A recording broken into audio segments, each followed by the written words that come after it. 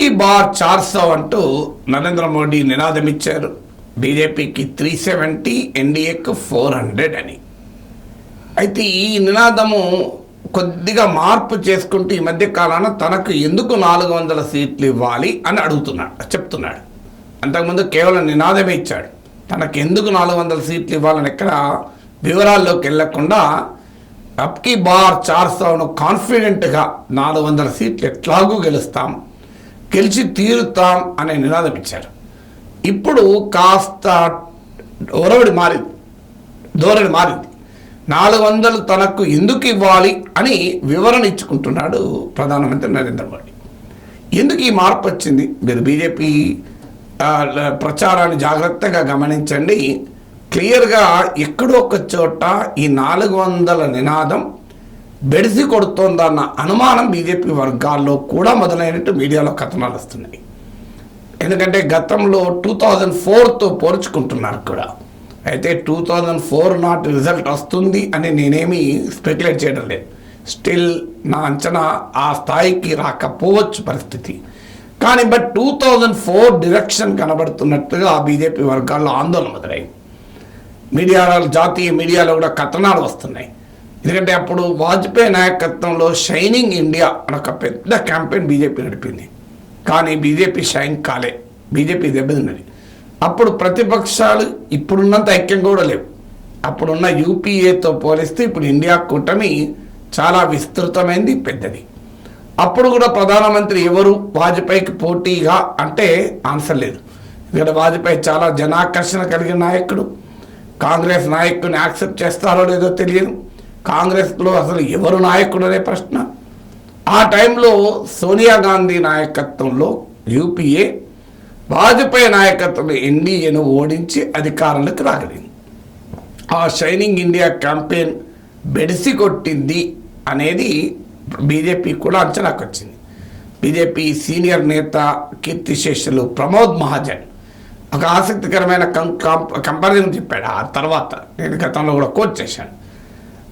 India ఎక్కడెక్కడైతే shine అయిందో అక్కడ మేము ఓడిపోయాం, ఇండియా ఎక్కడెక్కడైతే షైన్ కాలేదో అక్కడ గెలిచాము, కోరాపుట్ కలహండిలో ఉదాహరణ చెప్పాడు. సో అందువల్ల ఒక్కొక్కసారి ప్రజల వాస్తవిక పరిస్థితికి భిన్నంగా నినాదం ఇస్తే అది బెడిసి కొడుతుంది అనేది అర్థమవుతుంది. మీరు చిన్నపిల్లలతో ఆడుకోండి, గమనించండి. చాలా చిన్నపిల్లలతో మంచిగా మనం ముద్దాడుతున్న కొద్దీ వాళ్ళు ఆడుతూ ఉంటారు, మనతో ప్లే చేస్తుంటారు. అంటే మనము వారికి ఆట బొమ్మగా ఆడుతూ ఉన్నంత కాలం ఆనందిస్తారు. కానీ మనమే వాళ్ళని డాల్గా ఆడుకోవాలనుకున్నాం అనుకోండి, వాళ్ళు ఏడవడం మొదలు పెడతారు, రిజెక్ట్ చేయడం మొదలు పెడతారు. బాగా నువ్వు ఎక్కువ దగ్గర తీసుకొని ఆడించామనుకోండి, రిజెక్ట్ చేస్తారు. అంటే ఒక చిన్నపిల్లవాడి మనస్తత్వం కూడా సమాజానికి ఉంటుంది. సో చిన్నపిల్లవాళ్ళకు నీవు డాల్ అయినప్పుడు వాడు నీతో ఆడుకుంటారు, అమ్మాయి అయినా అబ్బాయి అయినా. వాళ్ళని నువ్వు డాల్ చేసుకోవాలనుకుంటే వాళ్ళు తిరగబడతారు. అదే ఇప్పుడు ప్రజలకు కూడా వర్తిస్తుంది. ప్రజల్ని ఆట బొమ్మలుగా మార్చాలి అనుకుంటే ప్రజలు తిరగబడతారు. సో ప్రజలకు నీవు అనుకువగా ఉంటే ప్రజలు ఆహ్వానిస్తారు. అందువల్ల షైనింగ్ ఇండియా క్యాంపెయిన్ రివర్స్ కొట్టింది అన్న అనుమానం ఆ రోజు విశ్లేషణ వచ్చింది, ఈరోజు అనుమానంగా మారింది. అందుకే 400 నినాదం బెడిసి కొడుతుందా? ఎందుకు బెడిసి కొడుతుంది? దీనికి కారణం ఒకటి, నరేంద్ర మోడీ పట్ల ప్రజల్లో సానుకూలత ఉంది. ఇప్పటికీ ఈ still the most popular leader in India.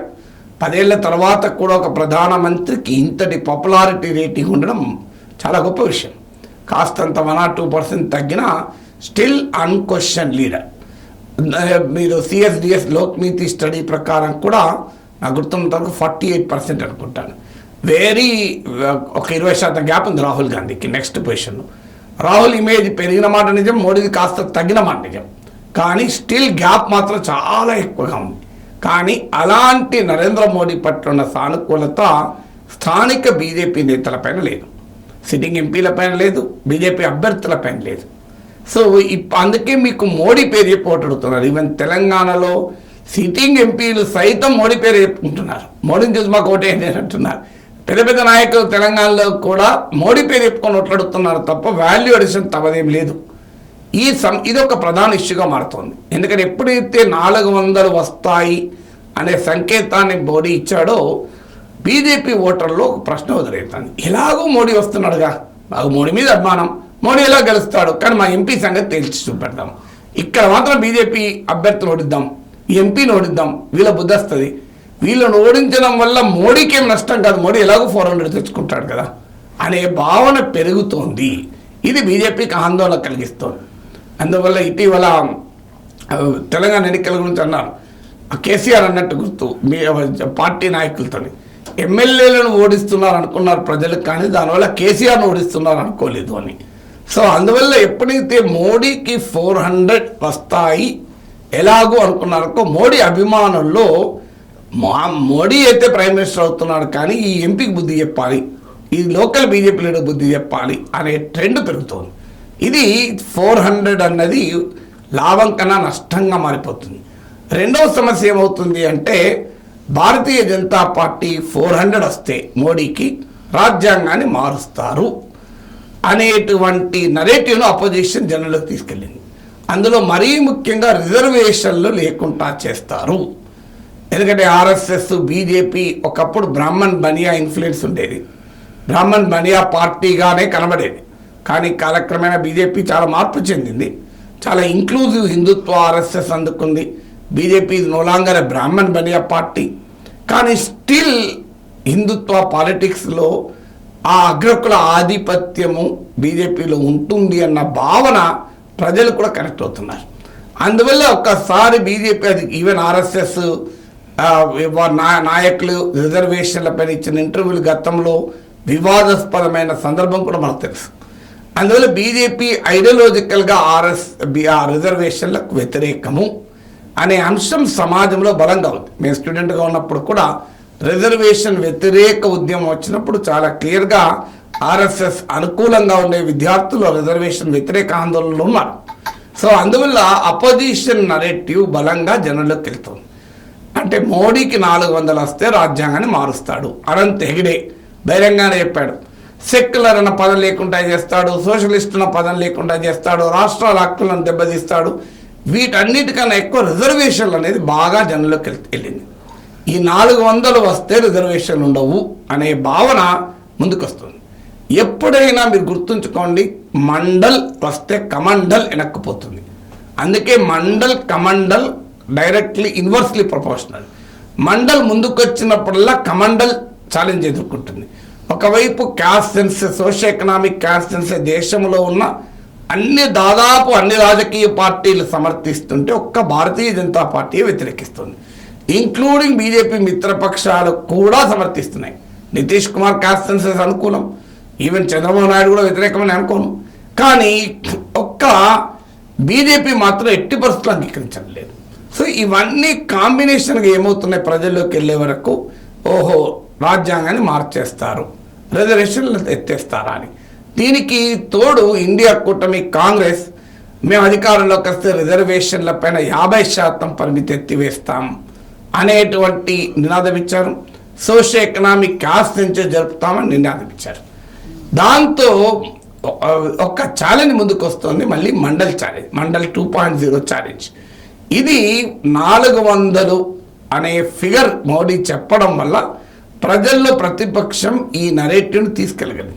దీన్ని కౌంటర్ చేసేందుకు ఇప్పుడు మోడీ కొత్త నరేటివ్ ఎదుర్కొన్నాడు. మోడీని ఒక విషయానికి ఒప్పుకోవాలి, ఎప్పటికప్పుడు గ్రౌండ్లో ఉన్న సిచ్యువేషన్ను ఫీడ్బ్యాక్ తీసుకొని తన క్యాంపెయిన్ను ట్వీట్ చేస్తుంటాడు, క్యాలిబ్రేట్ చేస్తుంటాడు. అందుకే మీరు గమనించండి, ఇటీవల మోడీ పదే ఏం చెప్తున్నాడు, ఇండియా కూటమి కాంగ్రెస్ అధికారంలోకి వస్తే ఎస్సీ ఎస్టీ బీసీల రిజర్వేషన్లు తీసుకెళ్లి ముస్లింలకు ఇస్తుందని. ఎక్కడా కాంగ్రెస్ మేనిఫెస్టో లేదు, కానీ మోడీ పెద్ద ఎత్తున ప్రచారం చేస్తున్నాడు. ఎందుకు అంటే ఈ 400 అబ్కీ బార్ 400 అన్నది ఆ సెక్షన్లలో అనుమానాలను అపోజిషన్ విజయవంతంగా క్రియేట్ చేసింది. దానికి కౌంటర్ నరేటివ్గా మోడీ కొత్తగా ఈ రిజర్వేషన్లను తగ్గించి ముస్లింలకు ఇస్తారు అనే నెరేటివ్ ముందు పెట్టారు. వాస్తవానికి కాంగ్రెస్ చెప్పేది 50% మించి రిజర్వేషన్ ఇస్తారని. మీరు వివిధ సర్వేల్లో కూడా తీసుకోండి, క్లియర్గా బ్రాహ్మణ్, వైశ్య ఈ ఓటు 70 to 80% బీజేపీకి పడుతున్నాయి.